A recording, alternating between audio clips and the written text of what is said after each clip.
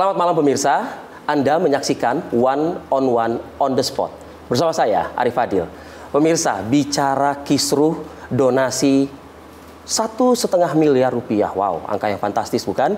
Ini yang diterima ya oleh korban penyiraman air keras Agus Salim masih menjadi riak perbincangan di tengah masyarakat. Dan juga tak lain dari media sosial. Nah, ini coba akan kita lakukan semacam konfirmasi kepada salah satu pihak, dalam hal ini pemerintah, Kementerian Sosial, yang memang sudah melakukan pertemuan, memanggil juga beberapa pihak untuk apa ujung dari kisruh donasi angka yang fantastis ini. Nah, bersama kami pada malam hari ini sudah hadir Saifullah Yusuf, Menteri Sosial Republik Indonesia. Tapi tidak hanya itu pemirsa, kami juga menjanjikan akan membahas banyak hal dengan beliau ini. Mulai dari wacana subsidi BBM untuk digantikan ke bantuan langsung tunai. Dan juga sejumlah kasus-kasus kejahatan yang terjadi, salah satunya adalah pelecehan seksual di pondok pesantren. Selamat malam, Assalamualaikum warahmatullahi wabarakatuh, Gus Ipul. Waalaikumsalam, selamat malam Mas Arif. Sehat Gus? Alhamdulillah. Alhamdulillah, Gus. Terima kasih nih sudah. Aku juga terima kasih Gus. Ya. Jadi gini Gus, kemarin kita juga sudah mengetahui Gus ada pertemuan ya Gus ya, penerima donasi 1,5 miliar ini. Apa hasilnya Gus? Boleh sedikit mungkin highlight ya? Ya, saya bersyukur lah ya akhirnya bisa bertemu dengan pihak-pihak yang sebelumnya sama-sama punya niat baik. Tapi karena satu dan lain hal kemudian ada kesalahpahaman, kisruh, dan jadi isu yang menjadi perhatian banyak pihak. Ya, sekali lagi awalnya itu adalah niat baik, ingin membantu Agus Salim. Tapi karena mungkin juga ketidaktahuan bahwa proses-proses seperti ini ada ketentuan-ketentuan yang harus diikuti. Aturan regulasi. Ya, regulasinya harus diikuti sehingga menimbulkan suatu pandangan yang berbeda-beda satu dengan yang lain. Kami sampaikan kepada teman-teman ini, semua ini terus terang harus kembali ke niat baik. Karena kita terbiasa untuk bisa saling membantu satu dengan yang lain. Tetapi ingat bahwa pengumpulan donasi itu ada ketentuannya. Ya, aturan. Jelas. Ada aturan-aturannya ya. Di mana setiap pengumpulan itu harus mendapatkan izin. Kalau cakupannya kabupaten kota, cukup bupati wali kota. Tingkat 2. Kalau antar kabupaten kota itu izin gubernur. Tapi kalau antar provinsi maka harus ada izin dari Kementerian Sosial. Betul. Itu prosedurnya seperti itu. Dan cara izinnya mudah, bisa lewat aplikasi. Dan kemudian yang juga penting dalam izin itu dijelaskan maksud, tujuannya, dan dalam izin itu ada batas waktu selama 3 bulan, kemudian nanti diperbaiki kembali. Nah, yang paling penting yang mengajukan izin adalah berbadan hukum. Jelas. Jelas, tidak perorangan, berbadan hukum. Kemudian nanti kalau hasilnya di atas 500 juta harus menggunakan akuntan publik untuk mengaudit. Nah, hasil auditnya diserahkan ke Kementerian Sosial, juga diserahkan ke para donatur mungkin atau kepada masyarakat secara luas. Jadi harus ada pertanggungjawabannya. Kalau 500 ke bawah, audit intern. Dan karena setiap badan hukum itu ada pengurus, kadang ada semacam pengawasnya, maka harus menjadi keputusan yayasan, bukan keputusan hanya ketua. Jadi ada proses-proses seperti itu, yang mana kemudian harus kemudian ini disadari oleh teman-teman sekalian yang ingin mengumpulkan donasi. Yang tergerak ini ya. Mengingat Indonesia ini kan subur dengan yang namanya kebiasaan dermawan. Sebagai salah satu negara yang paling dermawan. Iya. Kita kalau nggak salah nomor 7 ya di dunia ya, bagus. Dengan tingkat kedermawanannya begitu ya ibarat. Luar biasa itu. Luar biasa. Ini harus menjadi salah satu keunggulan juga seharusnya. Nah, artinya Gus, ending dari kasus ini adalah apa? Upaya Kementerian Sosial ini mempertemukankah kedua pihak itu nanti? Iya, saya udah ketemu Mas Farhad Abbas ya dengan kuasa dari Mas Denny Sumargo. Saya minta mari kita bicara. Itikatnya bagaimana mereka? Ya, alhamdulillah kembali ke niat baik. Mereka sudah saling memaafkan. Fokusnya sekarang kepada Mas Agus Salim. Bagaimana mereka dapat pengobatan yang semestinya, tidak larut dalam isu-isu yang mestinya ini malah membuat dia jauh dari sembuh. Nah, maka kita fokus ke Mas Agus Salim. Soal donasi, karena donasinya itu diperuntukkan Mas Agus Salim, ya harus kan pengobatan, untuk pengobatan. Jangan untuk yang lain-lain dulu, untuk pengobatan dulu. Nah, penanganan medisnya ini yang penting gitu. Kita tadi sepakat seperti itu, dan nanti kalau ada yang kurang-kurang kita perbaiki sambil jalan. Sambil jalan ya. Terutama soal administrasi dari pengumpulan donasi itu.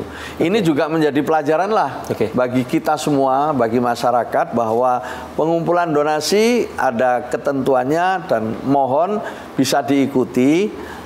Untuk mengurus izin jelas itu bukan hal yang sulit. Itu yang online ya, Gus. Online bisa, tetapi tetap harus mendapatkan rekomendasi dari bupati atau dari gubernur. Itu yang penting. Tempat dari mana mereka mengumpulkan dana itu. Tanpa itu ya tentu ya tidak akan bisa diproses lah ya, seperti itu. Begitu. Jadi syarat-syaratnya dipenuhi aja. Ya, Gus. Akhir-akhir ini juga banyak ya pemberitaan, Gus. Ini miris sebetulnya, Gus. Karena kan orang tua ini mempercayakan pendidikan kepada putra-putrinya. Bahkan ke tempat pendidikan yang lebih spesifik ya, untuk keilmuannya. Bicara soal keagamaan, pondok pesantren. Tapi ternyata cukup banyak juga, Gus, ya, yang terjadi meskipun itu dilakukan oleh oknum gitu ya. Pelecehan seksual nih, Gus. Kementerian Sosial melihat kasus-kasus yang merebak seperti ini, perhatiannya seperti apa? Kebijakannya seperti apa? Ya, kita harus sama-sama prihatin ya. Pertama, itu tidak hanya terjadi di lingkungan sekolah, tapi juga di panti-panti. Kemarin juga ada cerita itu ya. Jadi kita ini memang tidak bisa menjadikan kasus menjadi satu kesimpulan secara keseluruhan, gitu mengeneralisir itu kita juga ini tidak bisa. Tetapi kasus-kasus yang begitu banyak ini bisa jadi fenomena yang perlu disikapi bersama. Kalau Kementerian Sosial melihatnya ini seperti gunung es nggak sih? Iya, bisa jadi. Saya belum mau berandai-andai, tapi kita sedang mendalami betul tentang fenomena ini, dan kemudian kita akan terbitkan regulasi sehingga nanti bisa membuat lembaga atau panti asuhan itu memiliki standar, dan juga mendapatkan pengawasan yang cukup.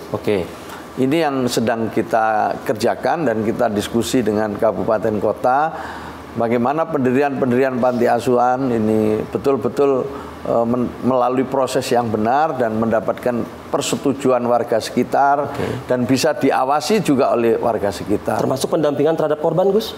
Oh, itu otomatis. Jadi pendampingan terhadap korban pasti kita lakukan. Kita punya sentra-sentra ya untuk mendampingi korban. Memang itu menjadi bagian tugas fungsinya Kementerian Sosial. Salah satu kebijakan mungkin Gus boleh di-share juga kepada publik mungkin, Gus ya. Ya, kita ngajak kepada semua pengelola lembaga ya, khususnya kalau di Kementerian Sosial adalah lembaga-lembaga panti asuhan, ya, lembaga-lembaga yang membina anak-anak kita, membina yatim piatu. Yang terdata di LKS ya? Yang terdata di LKS, yang disebut dengan Lembaga Kesejahteraan Sosial itu. Mari kita mengelola dengan baik. Mari kita ikuti standar prosedur pengelolaan yang baik. Governance-nya menjadi sangat penting. Ya, kemudian juga SDM yang terlibat harus juga profesional. Kita menghindari atau juga paling tidak menekan sekecil mungkin peluang adanya orang memanfaatkan panti asuhan untuk kepentingan-kepentingan yang tidak semestinya. Misalnya untuk hanya sekedar pengumpulan dana. Kemudian juga ada menjadi tempat berlindungnya para pedofil gitu ya. Ini yang harus kita terus kerjakan bersama-sama dengan membuat regulasi yang lebih tajam. Yang kedua, melibatkan pengawasan masyarakat. Jadi masyarakat harus terlibat, RT RW harus terlibat ya sehingga panti asuhan atau lembaga kesejahteraan sosial itu tidak eksklusif. Artinya ini perhatian dari banyak stakeholder, bisa dikatakan seperti itu ya, Gus ya? Ya, kita ingin melibatkan banyak pihak untuk bisa ikut terlibat. Baik, Gus. Soal yang juga lagi menjadi perbincangan dan dikhawatirkan oleh para saudara-saudara kita, Gus, yang sering juga kita menggunakan jasanya nih, Gus. Ojek online. Rencana subsidi BBM yang akan dialihkan menjadi bantuan langsung tunai. Kementerian Sosial kan pasti akan menjadi dan memfollow up ya wacana ini begitu, lintas kementerian tentu ya. Iya, Gus, iya. ya. Kita coba nanti akan ulas. Tetap bersama kami, One on the Spot kembali sesaat lagi.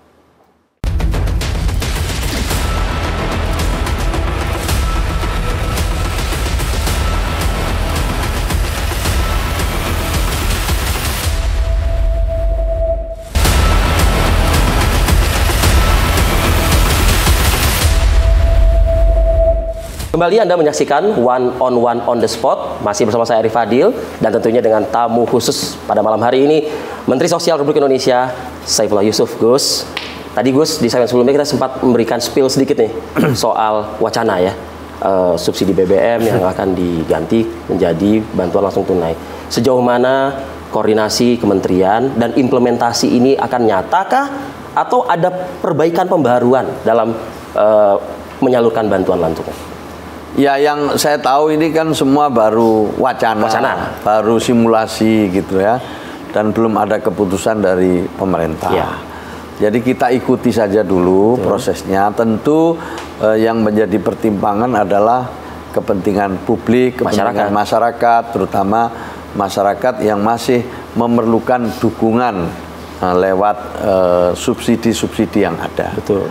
Jadi saya pikir semua akan menjadi pertimbangan ya, dan pemerintah pasti akan menghitung, dan nanti ada kementerian terkait yang akan melakukan simulasi-simulasi, skema-skema yang insya Allah tentu ini menjadi suatu keputusan dengan mempertimbangkan banyak faktor. Ya, salah satu yang juga akan mungkin berdampak yaitu adalah rekan-rekan kita ojol ini ya, Gus ya. Karena kan dalam aktivitas sehari-hari mereka juga membutuhkan budget yang minim untuk operasional mereka tentunya. Nah, saat ini bila mana mereka menggunakan BBM bersubsidi untuk membantu kehidupan mereka. Nah, bila mana itu nanti diganti menjadi support dari pemerintah berupa uang dalam bentuk bantuan langsung gitu, menjadi prioritaskah dalam koordinasi dengan kementerian yang lainnya? Ya, memang diskusinya hari ini adalah antara subsidi barang atau subsidi yang diberikan langsung. Uang, dalam bentuk uang. Ya, atau diberikan langsung dalam bentuk uang. Ya. Kan itu diskusinya. Ya. Nah, ini diskusi ini ya tidak hanya sekarang, tapi sejak dulu seperti itu. Ya. Nah, situasi dan kondisi menuntut keseimbangan dari keduanya ini terus dirasionalisasikan, dihitung, sehingga pada akhirnya nanti itu tentu yang dipilih adalah untuk kepentingan masyarakat banyak dan untuk masa depan kita bersama. Iya, iya. Artinya hanyakah tersegmented untuk kalangan ojol kah, Gus, gitu, atau mungkin juga masyarakat lain seperti para pelaku UMKM mikro kecil gitu? Ya, nanti kita lihat ya. Jadi yang jelas kan akan semua dipertimbangkan. Akan dipertimbangkan dampak-dampaknya, dan kemudian siapa yang paling berhak untuk mendapatkan dukungan dari pemerintah jika ada misalnya pengurangan subsidi. Kan itu ada hitung-hitungannya semua. Dan sekarang sebenarnya ini masih tahap wacana dan diskusi-diskusi seperti biasa ketika kita menghadapi akhir tahun. Diskusi itu bentuknya dalam bentuk hearing atau mendengarkan pendapat dari pakar sejumlah pihak begitu? Ya, tentu kementerian-kementerian yang menjadi leading sektor untuk membicarakannya, kita juga ikut mendengar, tapi semuanya sekali lagi masih dalam tahap diskusi. Masih dalam diskusi ya, Gus. Gus, penting ini Gus, soalnya pembahasan ini kita angkat karena kan kita juga sejalan dengan komitmen pemerintah ya, di bawah kepemimpinan Presiden Prabowo Subianto yang mengatakan 2026 ya Gus, kalau tidak salah itu kemiskinan ekstrim gitu ya. Miskin ekstrim itu harus 0%, dan saat ini sudah ada di angka 0,83 kurang lebih seperti itu persen. Komitmen Kemensos dalam merealisasikan butuh waktu 2 tahun nih, Gus. Ya, jadi sekali lagi ya, pemerintah dalam hal ini Presiden utamanya itu pasti mendengarkan aspirasi. Aspirasi ojol misalnya itu pasti juga sangat didengar, itu dulu. Kemudian yang kedua menyangkut kemiskinan ekstrim. Jadi kalau di dalam program yang sudah dicanangkan oleh Presiden, ditarget 2 tahun ke depan bisa menjadi 0%. Ya, sekarang kan 0,83%, ya. setara dengan 2,3 juta jiwa. Kurang lebih ya? Kurang lebihnya seperti itu. Nah, ini yang menjadi target ya, yang insya Allah dengan mengintegrasikan program, dengan kolaborasi, ya insya Allah bisa terpenuhi. Masalahnya sekarang mulai dari mana gitu. Nah, Presiden memberikan arahan kita mulai dari penyempurnaan data. Nah, datanya ini sekarang sedang dikonsolidasikan oleh BPS, nanti akan menjadi semacam data tunggal. Kalau data tunggal ini terwujud, ya, maka ini untuk pertama kalinya kita Indonesia memiliki data tunggal. Data tunggal terpadu sosial ekonomi. DTKS istilahnya. Nah, kalau dulu DTKS, jadi itu hanya milik Kementerian Sosial. Sekarang kementerian dan lembaga yang memiliki data diserahkan semuanya ke BPS. Satu lembaga gitu, nah, ya? ke BPS, disinkronisasi, dikonsolidasi, direkonsiliasi. Kemudian nanti setelah itu dikembalikan lagi ke kementerian, dan ini menjadi pedoman bersama bagi seluruh kementerian, lembaga, dan pemerintah daerah dalam menyusun program. Jadi nanti datanya sudah data tunggal, tidak ada data Kementerian Sosial, tidak ada data Bappenas, tapi datanya data tunggal. Namanya data tunggal sosial ekonomi, data tunggal terpadu sosial ekonomi. Kira-kira begitulah. Jadi ini penyempurnaan pendataan sebagaimana kita tidak ingin juga ya Gus ya mengulang lagi soal kisruh data misalnya begitu Gus. Kan selama ini banyak keluhan itu ya, tidak tepat sasaran ya kan, yang dapat hanya itu saja. Kan yang meninggal juga masih. Ya, yang meninggal masih dapat itu kan banyak sekali itu, karena memang data itu dinamis kan. Sekarang ini data mesti terkumpul, besok pasti berubah karena ada yang meninggal, ada yang pindah tempat, ada yang mungkin naik kelas, gitu, ada yang turun kelas. Ini kan dinamis. Oleh karena itu nanti ada protokol penggunaan data itu sehingga mengantisipasi dinamika yang terjadi di lapangan. Nah, tentu data ini adalah data yang diyakini itu sesuai dengan situasi dan kondisi hari ini di lapangan. Gitu dulu, dimulai dari situ. Maka Presiden ingin memulai kerja ini dengan data yang terpadu dan itu tunggal. Setelah itu kita akan nampak di situ bahwa ketemulah alamat ya, by name, by address-nya, kemudian profilnya, ya akan kelihatan semua. Keluarga mana yang mendapatkan program subsidi listrik, program mana yang dapat dari PKH, Kemensos, mana lagi yang dapat dari kementerian lain, itu akan nampak semua kalau datanya sudah tunggal. Nah, dengan begitu kita akan lebih mudah untuk melakukan program-program yang lebih tepat sasaran. Nah, tentu untuk menyelesaikan kemiskinan ekstrim ini sudah dimulai pada zaman Pak Jokowi. Ya kan, sekarang tinggal 2,3 juta ini. Pemantapan lah ya Gus. Ya, ini kemudian nanti kita akan lakukan pendampingan, kita akan lakukan pemberdayaan, di samping tentu kebutuhan-kebutuhan dasarnya dicukupi terlebih dulu. Karena kalau kita lihat profil dari keluarga miskin ekstrim itu menurut BPS diantaranya memang rata-rata itu perempuan yang sudah sepuh, yang lansia dan di atas 70 tahun, ya kan? Ya, itu profilnya seperti itu. Potretnya aja kita masih lihat 70 tahun aja masih mengayuh. Iya, jadi mereka rata-rata di atas, misalnya udah lansia. Itu rata-rata berapa persen ya? Kalau tidak salah saya di atas 60% itu. Rata-rata yang miskin ekstrim ini adalah lansia. Kalau sudah lansia ya memang sulit untuk bisa diberdayakan. Maka dia harusnya adalah bantuan-bantuan yang memenuhi kebutuhan dasar mereka. Jaminan sosialnya diperkuat gitu. Lalu kemudian ditambah dengan program-program yang membuat mereka sedikit lebih bisa bernafas lega. Iya kan, misalnya apa? Kalau makan gratis tuh gimana tuh? Ya, salah satunya. Salah satu itu. Makan gratis. Kita ada 100.000 makan bergizi gratis untuk lansia yang terlantar dan berusia di atas 75 tahun. Jadi ini 100.000 jumlahnya. Berjalan seluruh Indonesia. Berjalan. Alhamdulillah dibiayai oleh di backup atau dilayani oleh POKMAS, kelompok masyarakat. Kelompok masyarakat. Dan itu jalan alhamdulillah ya. Jadi kalau kita lihat, saya sih sudah beberapa kali ke lapangan, ketemu juga sama para lansia itu, mereka bahagia sekali karena memang hidup sendiri rata-rata itu. Kalau toh ada anaknya tidak tinggal di situ. Jadi anaknya sendiri punya keterbatasan untuk merawat orang tuanya ini. Nah, mereka kita kirim makanan pagi dan siang. Pagi dan siang yang dikirim dalam satu waktu. Tidak jemput bola, tapi lebih peran aktif pemerintah. Iya, dijemput itu. Ya karena memang yang usianya sudah 70. Iya. Jadi memang sekali lagi profil kemiskinan ekstrim ini sedang kita pelajari, kita dalami. Mereka rata-rata juga petani gitu, buruh, petani. Nah, yang seperti itu ada sekitar 25% atau 24% yang masih kita bisa katakanlah dukung ya lewat pemberian program-program, lewat program padat karya dan lain sebagainya. Gitu. Artinya tidak hanya 1-2 program, banyak program ya. Banyak program untuk mengintervensi mereka, banyak program.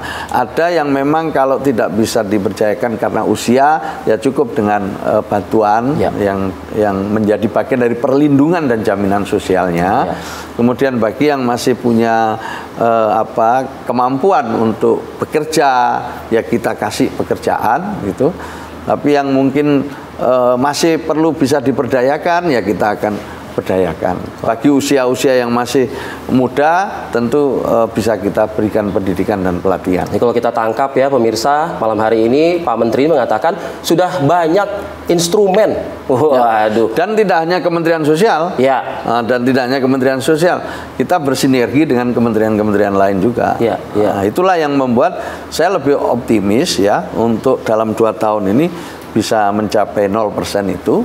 Karena memang arahan Bapak Presiden, kita ini harus menjadi satu kesatuan yang tidak terpisahkan. Baik. Ditunggu BPS datanya, karena Kementerian Sosial sudah siap sprint nih untuk mencapai angka 0% di tahun 2026. Jeda dulu ya, Gus. Masih akan berdiskusi kita dengan tema yang juga masih cukup menjadi perhatian publik. Kami akan kembali one on the spot untuk Anda.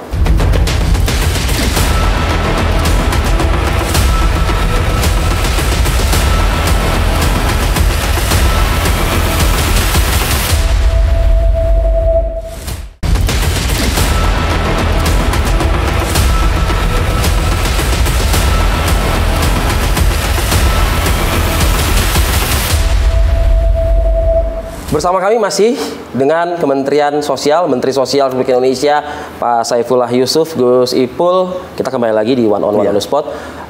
Gus, menyambung dengan segmen yang sebelumnya sih sebenarnya. Tapi gini, kalau ke 1-2 hari, bahkan 1 pekan terakhir ini, Indonesia memang mengalami situasi kondisi yang tidak baik-baik dalam konteks cuaca. Ada beberapa wilayah juga yang mengalami kondisi ekstrim, buruk. Nah, tapi dampaknya ini kan, Gus, kepada masyarakat adalah mereka harus mengisolasi diri dulu, berpindah dulu. Ya, bicara soal gerakan masif masyarakat ini ke tempat-tempat lokasi yang aman, perhatian dari Kemensos nih, Gus. Boleh dong kita juga dijabarkan, Gus. Ya, pertama-tama Indonesia telah memiliki prosedur ya untuk mengatasi bencana. Ini dulu yang penting. Dan juga ada institusi atau lembaga yang ditugaskan untuk mengantisipasi bencana itu. Di antaranya adalah tentu imamnya BNPB, Badan Nasional Penanggulangan Bencana. Kemudian berkoordinasi dengan BPBD setempat nanti. Nah, sementara seperti Kementerian Sosial ini pada klaster logistik dan shelter. Logistik dan shelter. Jadi kalau misalnya ini ada bencana dan kita punya peta daerah rawan bencana, banjir, longsor, dan lain sebagainya, itu kan ada petanya. Nah, peta itu menjadi dasar bagi Kementerian Sosial untuk membuat yang namanya lumbung sosial. Ada hampir 700 kita seluruh Indonesia lumbung-lumbung sosial. Yang lumbung sosial itu isinya adalah berbagai keperluan kedaruratan. Misalnya tenda pengungsian, ya kan, tenda keluarga, makanan cepat saji, kemudian juga ada toilet portable, kemudian ada sarana untuk menampung air bersih. Kebutuhan masyarakat sehari-hari. Ya, pokoknya yang kebutuhan menjadi kebutuhan kedaruratan gitu. Jadi maka itu ditempatkan di berbagai daerah yang rawan. Standby semua itu ya, Gus? Standby semua, jadi dicek standby semua itu. Sehingga nanti misalnya di daerah Sukabumi gitu ada saat ini kan banjir, ada longsor, ada bencana, nanti yang terdekat dari situ, lumbung sosial kita yang terdekat dari situ, nanti dengan Tagana akan membawa segala keperluan yang dibutuhkan. Mereka kemudian membangun tenda, membuat dapur umum, ya kan, bekerja sama dan bersinergi dengan BNPB, pemerintah daerah. Jadi kita tidak sendirian. Ada TNI, Polri pasti di depan, karena kalau evakuasi itu adalah mereka-mereka yang terlatih. Jadi biasanya evakuasi itu TNI, Polri, kemudian Basarnas gitu. Terus kader-kader dari berbagai instansi yang memang sudah dilatih untuk melakukan evakuasi. Sebab tidak semua orang bisa melakukan evakuasi, malah jadi nanti salah semua. Nah, sementara Kementerian Sosial dengan Tagana ini mempersiapkan shelter tadi, kemudian logistik yang dibutuhkan. Termasuk kita ada layanan dukungan psikososial, yaitu guru-guru yang terlatih gitu untuk memberikan bimbingan, konseling kepada para pengungsi yang ada di sana supaya rehabilitasi tenang, psikologis juga ya. Ya, jadi seperti itu kita siapkan ini. Tetapi itulah dukungan kita sampai masa kedaruratan. Setelah itu kan nanti ada masa rehabilitasi. Dan itu BNPB biasanya dengan pemerintah daerah. Gitu. Nah, kemudian kita juga memberikan santunan bagi yang meninggal. Itu kita berikan santunan. Bagi yang luka-luka atau yang di rumah sakit kita juga berikan dukungan gitu. Jadi itu tugasnya Kementerian Sosial. Aparatur itu juga 24 jam standby juga ya untuk melakukan distribusi logistiknya dan lain sebagainya. Pengawasan itu? Ya ada pengawasannya. Kita bekerja sama dengan pemerintah daerah pasti ya. Kita bekerja sama. Ada dinas-dinas terkait juga. Kemudian di sana juga ada teman-teman Tagana. Jadi di sekitar lumbung sosial itu ada teman-teman Tagana. Nah, mereka inilah yang nanti bertugas untuk membawa ya keperluan-keperluan yang dibutuhkan pada saat terjadi bencana. Baru kemarin saja kan Gus ya, kalau tidak terjadi kan di Sukabumi ya Gus ya, dan juga di Cianjur. Ini tentu perhatian juga dari Kementerian Sosial. Intinya yang tadi sudah di standby-kan tadi, lumbung sosial tadi itu sudah beroperasi ya di. Udah jalan. Pasti setiap ada bencana kita. Ya saya masih mencoba terus memastikan ya bahwa berapa lama penting kan Gus, berapa lama ya ketika ada bencana gitu, karena sudah diantisipasi kan longsor, banjir itu berapa lama, tercepat setengah jam dari kejadian atau bisa juga 2 jam, bisa juga 1 hari. Kalau lumbung itu kehabisan stok, maka akan didukung lewat sentra-sentra yang kita miliki, lewat lumbung-lumbung lain yang sekitar di situ. Kayak di Lewotobi kemarin tuh, itu kita ambil juga dari Kupang, gitu.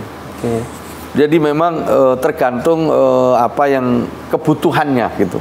Ya, kita akan terus mencoba memberikan dukungan sesuai kebutuhannya di sana setelah kita lakukan asesmen dengan bupati atau wali kota. Jadi kalau bicara Lewotobi ini juga cukup memprihatinkan juga kan, juga mengingatkan kita juga waktu beberapa tahun lalu juga di Sinabung, Sumatera Utara begitu ya Gus. Nah ini kan radius 9 km gitu loh Gus, kalau di Lewotobi ini kan 7 sampai 9 gitu.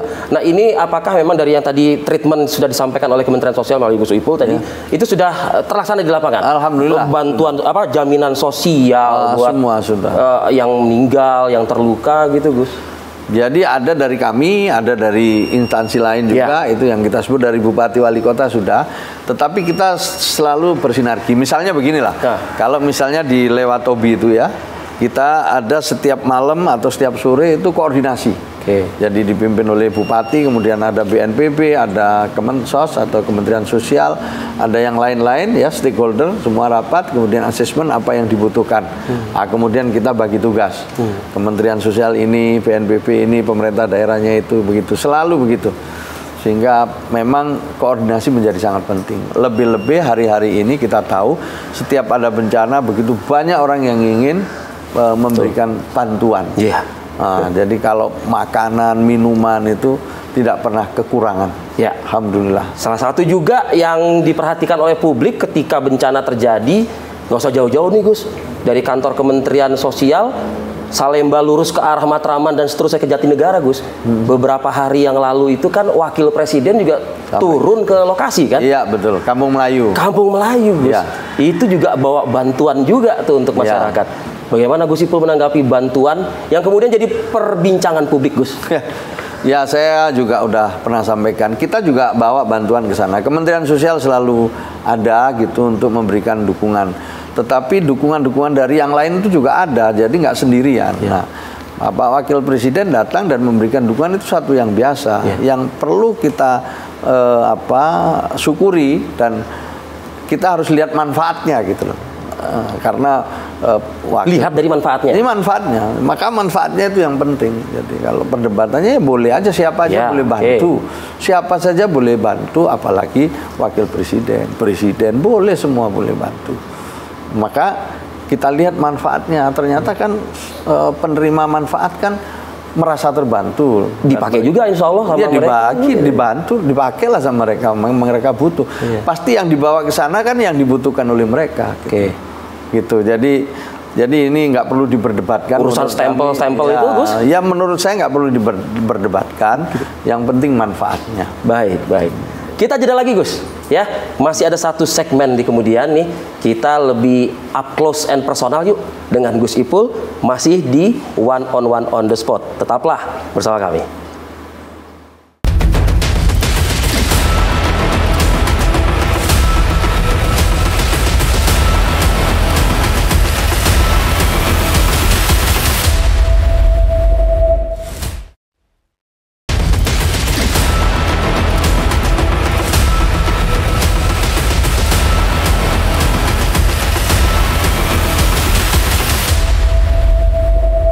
Ya, di segmen one on the spot kita coba akan ngulik-ngulik yuk.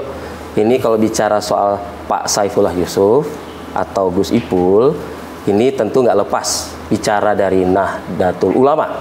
Politisi juga loh, ya kan? Lalu juga pernah jabatan publik di tingkat provinsi, wakil gubernur Jawa Timur. Nah, menteri bukan kali ini saja.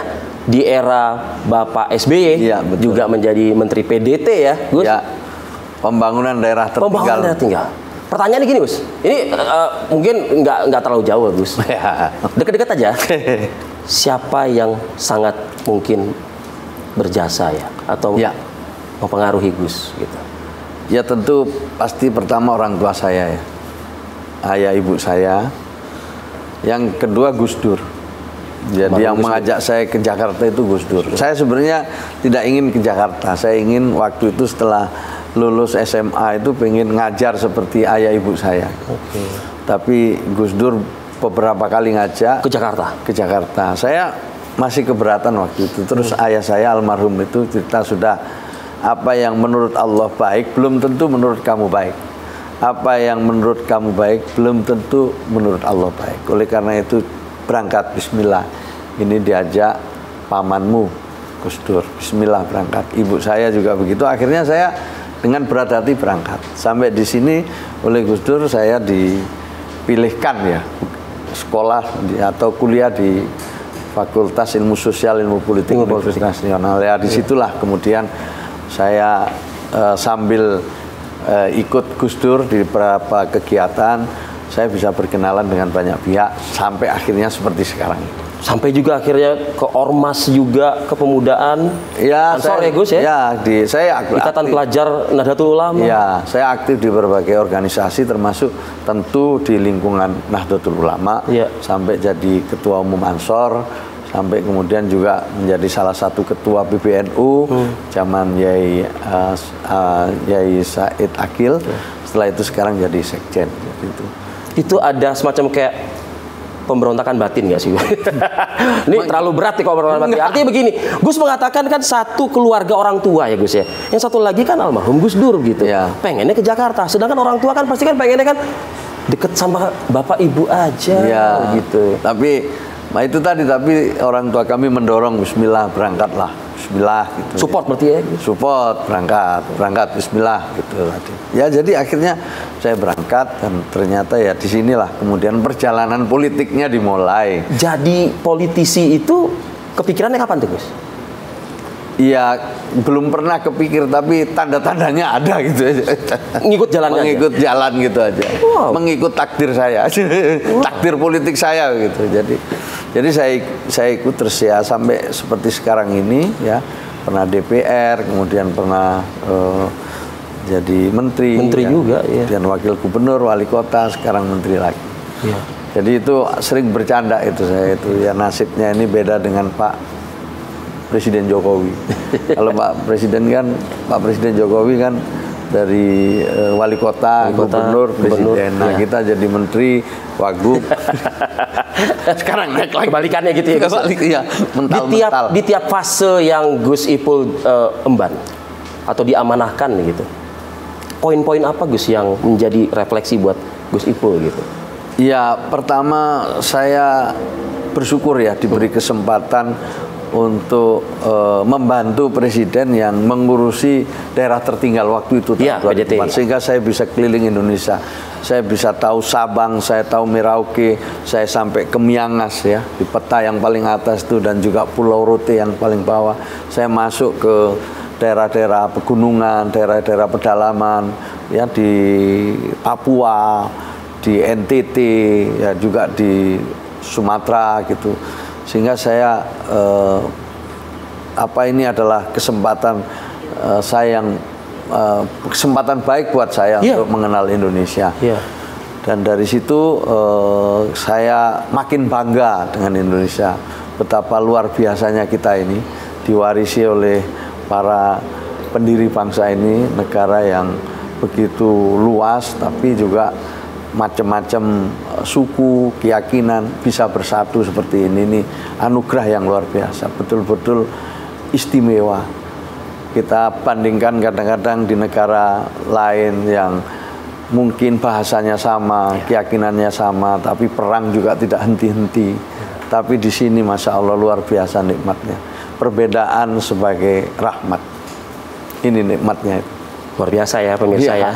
Ini dari seorang Gus Ipul. Gus, satu hal juga Gus, boleh ya Gus sentil-sentil dikit ya Gus? Iya. Kalau politisi, Nahdlatul Ulama gitu. Nah kalau bicara soal partai Gus, gimana nih kira-kira akhir dari mungkin kita menyebutnya konflik atau tidak ya Gus antara Nahdlatul Ulama dengan partai politik PKB misalnya? Ya itu seperti kata Gus Yahya itu ya, NU ini kan ormas. Ormas itu kan punya aspirasi.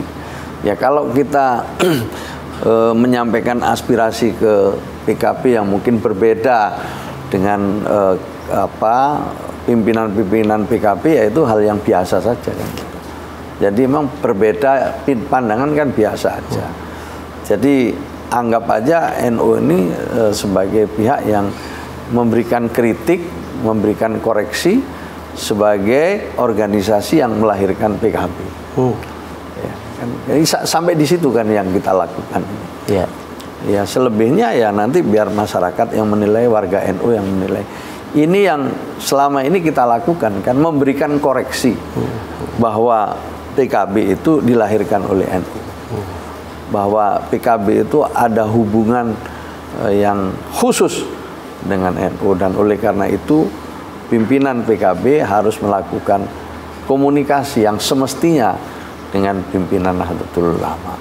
Kira-kira seperti itu aja. Intinya masyarakat sih yang ingin diketahui oleh dia adalah kita semakin merekatkan persatuan dan kesatuan kita bersama, tentunya gitu ya Gus ya.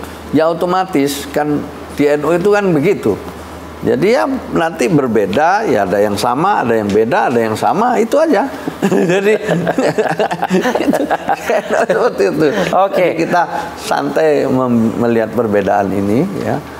Dan sekali lagi inilah yang selalu kita ikuti dalam perjalanan NU gitu, sejak dulu. Oke. Ya. Gus, singkat padat Gus. Filosofi hidup Gus buat seorang Saifullah Yusuf. Saya ini perjalanan politik saya lebih banyak didampingi oleh para ulama, para kiai. Para ulama, para kiai sepuh itu banyak yang mendampingi saya, kemudian bisa sampai seperti sekarang ini. Jadi doa orang tua, doa para yai itulah yang menjadi penguat saya melewati macam-macam tantangan dalam hidup ini. Wah, itu artinya komunikasi masih terjalin dengan para sampai sekarang baik semua. Jadi kami selalu minta nasihat. Paling enggak kita bisa sowan aja itu sudah menenangkan hati. Luar biasa. Ya. Pak Saifullah Yusuf, Menteri Sosial Republik Indonesia, terima kasih atas waktunya menerima kami. Saya juga on the spot di kantor Kementerian Sosial pada malam hari ini. Ya. Sukses, selamat bertugas dan berkarya. Terima kasih Mas Arif. Sampai ketemu lagi. Ya. Assalamualaikum warahmatullahi wabarakatuh. Waalaikumsalam. Pemirsa, demikian one on the spot episode kali ini. Saya Arif Fadil beserta seluruh kru yang bertugas mengucapkan terima kasih atas perhatian dan kebersamaan Anda. Kita jumpa pekan depan. Sampai jumpa. Terima kasih, Gus. Terima kasih ya. Siap.